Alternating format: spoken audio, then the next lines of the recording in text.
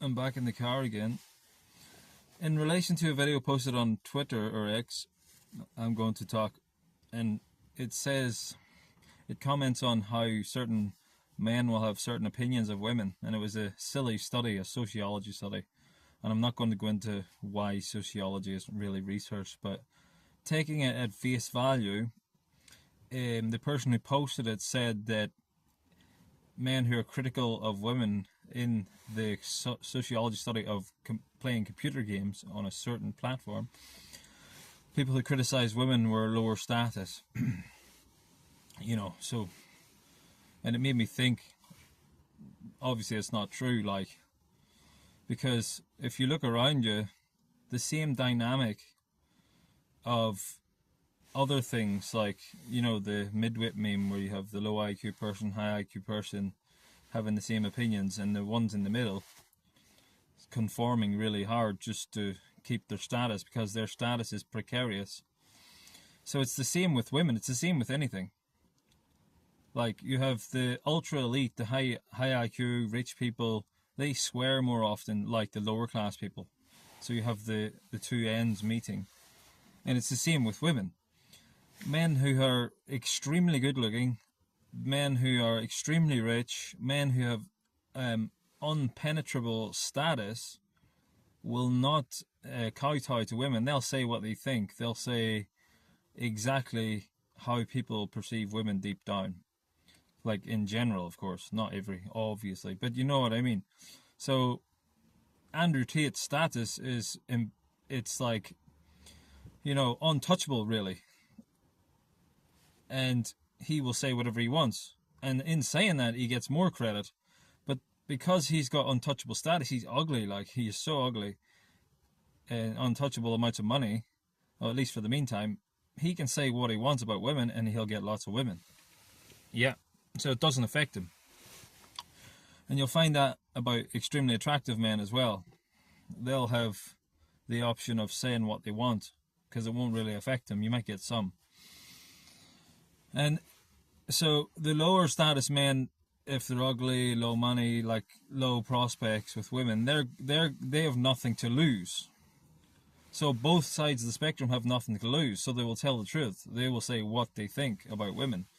And let's be honest, many men have many terrible experiences with women. Even if they have lots of good ones, they're still going to have lots of bad ones.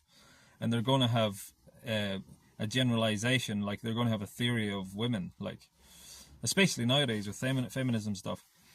But then you have the people in the middle, like, the middle class, the middle managers. Their status in their jobs is completely dependent on them being a lick spittle. Yeah. And it's the same with women.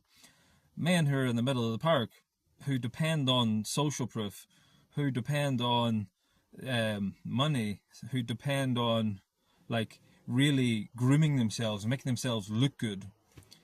Those men, their status with women and how women think of them is very flimsy. So they must say the right words. They must wear the right beliefs. They must pretend that, believe in the lie of what women believe of themselves. So it's obviously going to be people in the middle who are going to be saying, yeah, women are just as smart, they're just as whatever, inventive, just as good. Like the feminist nonsense. They're going to be saying all that because they have to. So if a man is saying that stuff about women and not saying the truth, he's like, within this theory, he's not, he's in the middle of the park, like. But then you've got other factors coming into play, like, testosterone and stuff, like, yeah. But then again, that's going to secondarily affect the person's status, like. So yeah, that's my theory of women, and it's the same with other ideologies. Like, these types of men always have to concede to have a chance with women, and you could almost say this is how socialism comes about. It's weak men in the middle, like, conceding more and more and more to women until chaos erupts and tears the place asunder. Like, you know, it's the same dynamic. It's the people in the middle, and it's the same with other questions as well. Like, you know, the corona pandemic, it was the same there. People in the middle are going to say the same stuff. It's the same with silly beliefs that we know are not true. And then and I suppose like you could go on to a different question, like the ultimate test of whether you're willing to rock the boat a bit, and how impenetrable your status is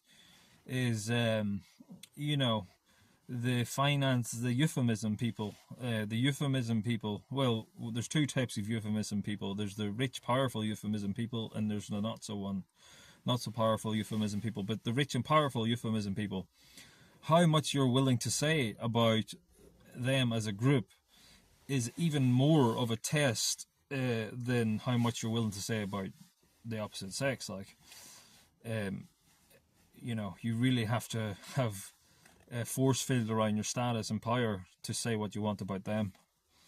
But again, the same dynamic applies. It never stops. So yeah, so if you're like deterministically supporting and siding and saying nice things about women all the time and not criticizing them and not saying the truth about individuals or them as a group, it's a sign that you have precarious status and you're not that successful. You're in the middle, and your status, you're being liked by women completely depends on your tongue and how far it can, you know. And that's it.